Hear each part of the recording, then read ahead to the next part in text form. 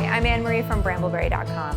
Thanks so much for joining me and my daughter Lily today as we show you how to make melt and pour bath crayons. Bath crayons are essentially a very color concentrated bar of soap. There's a lot of different things you can put them into. Today, we're going to be putting them into the Brambleberry twist-up tubes that work really well for keeping little hands clean as they color away. But you can also use a regular mold. You can also use some of the Brambleberry silicone molds. The only downside to using those is those hands, those little hands, get awfully slippery when the soap and the water touch, so they can get hard to kind of hold on to the crayons with. One of the keys for these is using the very concentrated Brambleberry LabColors. Now, Brambleberry LabColors are generally used in melt and pour soaps, cold process soaps, and lotions. And when you use them, you usually dilute them with water. In this case, we're using them undiluted to get their full strength and full potency for your bath crayon. So this is a very good kind of rule of thumb in terms of usage rates with your LabColors. It's about 1.5 ounces of soap and double that in milliliters. So if you're doing 1.5 ounces of soap, it's 3 milliliters of LabColor. Or if you're doing 6 ounces of soap, it's 12 milliliters of LabColor. And one more thing, you guys, we have tested this on all manner of kind of non-porous surfaces. These will stain if you do it, say, on a wooden table. And I haven't tested this with every kind of clawfoot tub out there, and grout worries me a little bit. So porous surfaces and bath crayons of any types, not just these ones, not your best friends. Regular modern tubs though, do a small little kind of test area just to make sure we're not gonna leave permanent stains on your tub. With that being said, of course, the base is soap, so you have that working for you. The fragrance we're gonna use today is this amazing Brambleberry fragrance called Orange Soda. Hey Lily, you wanna smell it and tell me what you think? Yeah, it smells like orange. Okay, you heard it there, smells like orange. I love this fragrance because it's perfect for kids, and who doesn't love a succulent orange smell, especially in the bathroom?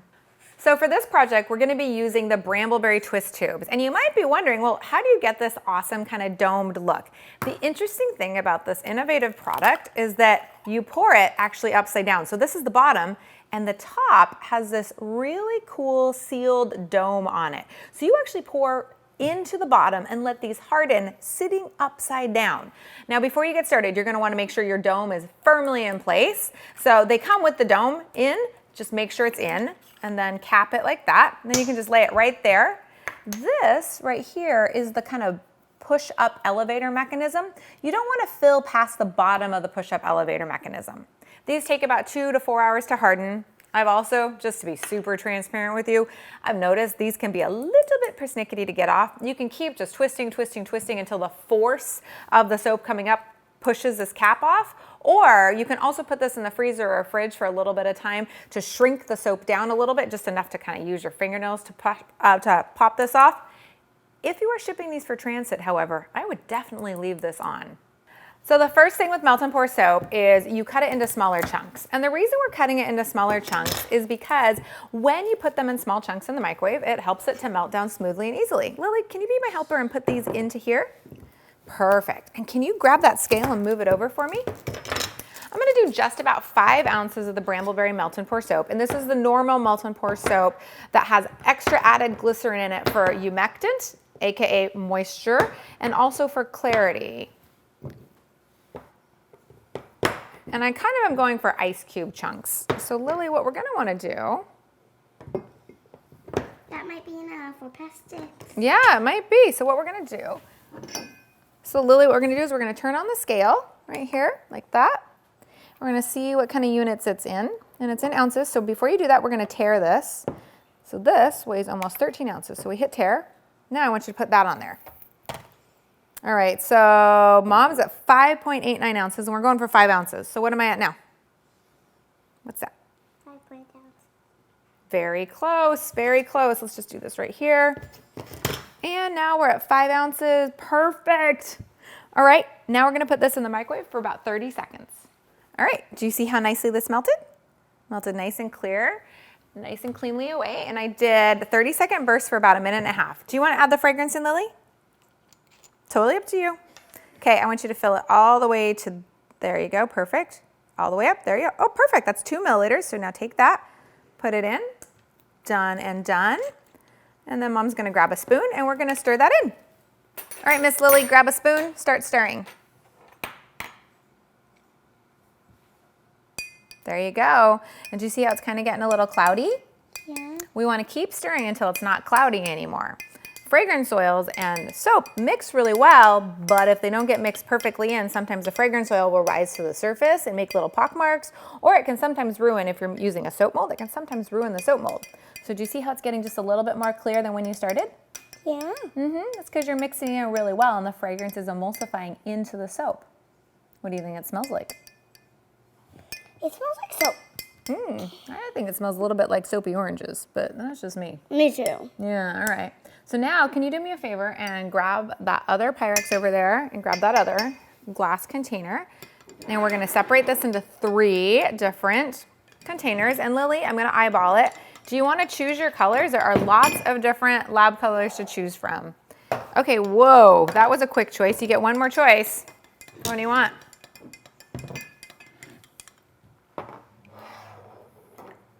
Okay, what'd you choose? Okay, it looks like you chose Fuchsia Lab Color, which is definitely one of my faves.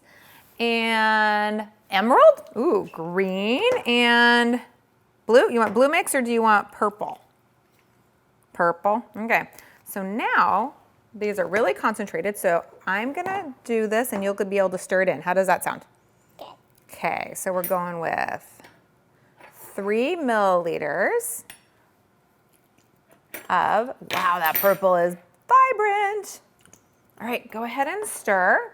And I'm gonna cap this lab color right away because I know my propensity for knocking this over a little high.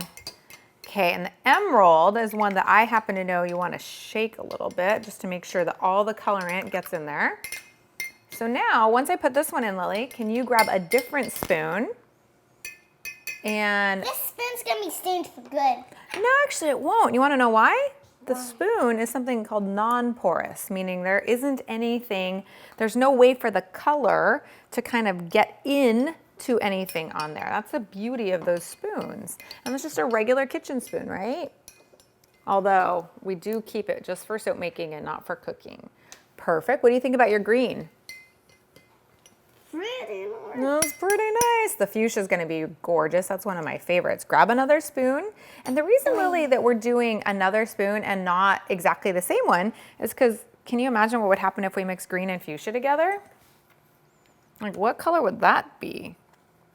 Brown, right? Yeah, so that's why you're doing a new spoon. So go ahead and stir up the fuchsia. And while you're doing that, Mom's going to get these guys over here.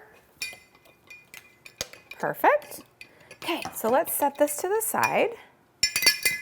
What you can see from here is that all the colors are mixed in very perfectly, and we're gonna put them in by these things right here, and they're gonna go in perfectly, I think. And my mom has done soap making for many days and years, and I want you to all know she's the soap queen and she's an expert at making soap. So please stay quiet while we're doing this and watching it. You might want to ask some questions.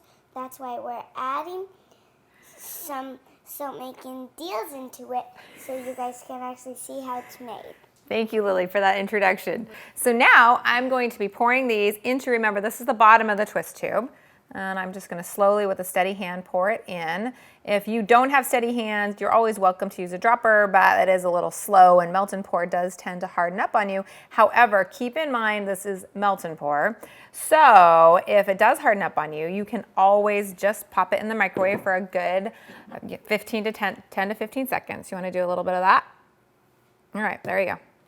You can start on that one.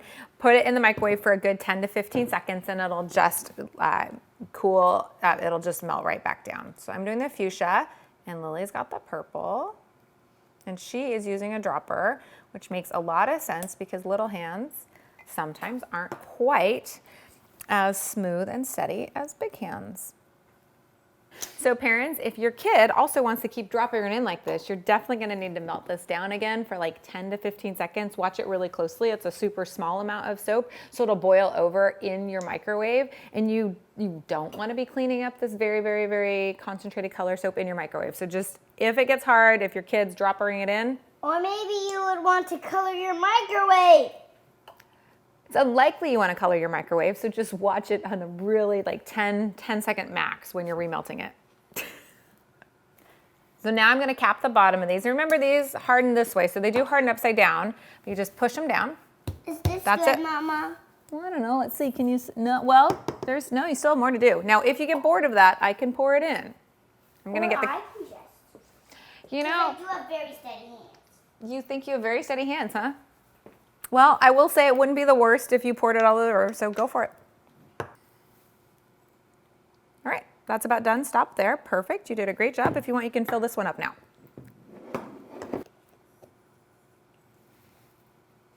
Perfect. Keep going. I don't think it's full. Good. You're doing great. You ready to cap? Yeah, let's cap it.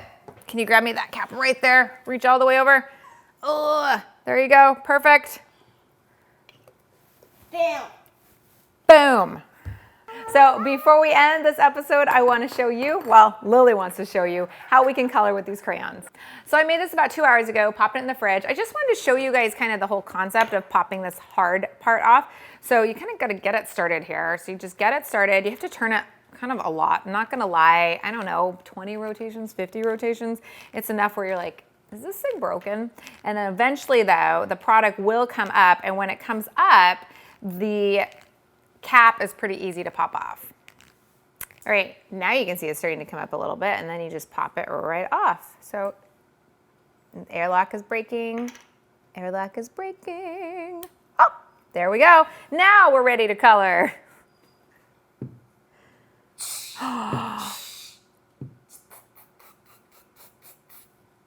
That looks really cool.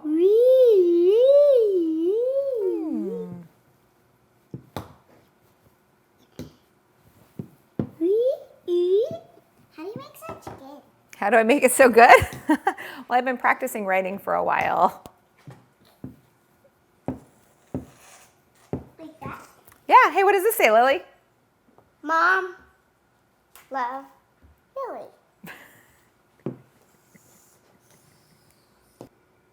This is really easy to clean. You'll notice it just wipes away super cleanly with a little bit of any sort of normal cleaner. I like to use Greenworks or Simple Green, something that cuts away cleanly. Thanks so much for joining today as I taught you, along with Lily's help, how to make melt and pour bath crayons. All these products are available at brambleberry.com. And if you like this content and want to see more of it, be sure to hit the like button and subscribe. And if you're on social media, I really like to see what you create using these ideas. So hashtag it Bramble on and inspire me and the whole community. Until next time, bye.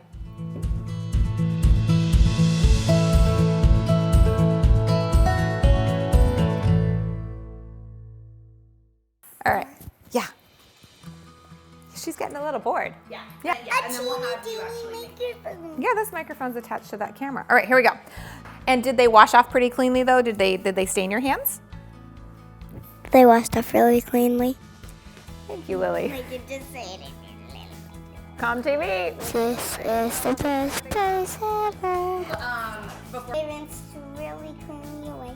They rinsed really cleanly away. we got it, girl. This is a very nice place, and she's Okay. gonna show me. And I'm gonna show you how to do this. Okay, Mom's gonna do that. Here we go.